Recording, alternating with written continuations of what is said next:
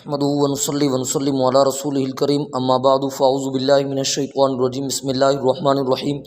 میرے واجب الاحترام چند ویڈیو ہم نے قرآن پاک پڑھنے کے فوائد کے متعلق ذکر کی تھیں۔ اس ویڈیو میں بھی قرآن پاک پڑھنے کا ایک فائدہ بیان کرنا چاہتے ہیں۔ جب بندہ قرآن مجید کی تلاوت کرتا ہے تو پہلا فائدہ یہ ملتا ہے اسے کہ اللہ رب العزت کی ذات عالیہ اس کے دل میں اپنا خوف پیدا فرما دیتے ہیں، اور نمبر دو، جو بندہ قرآن پاک کی تلاوت کرتا ہے اللہ اس کے دل میں اپنی ذات پر امید پیدا فرما دیتے ہیں۔ جب بندے کے دل میں خوف بھی آ جائے اللہ کا اور امید بھی آ جائے اللہ کا، تو حدیث پاک کے اندر آیا الایمان بین الخوف والرجاء، ایمان خوف اور امید کی درمیانی کیفیت کا نام ہے۔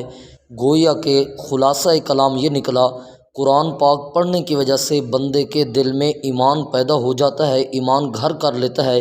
اگر ہمارا یہ میسج اور پیغام اچھا لگا تو ہمارے پیج کو فالو اور لائک ضرور کرنا۔ جزاکم اللہ خیر۔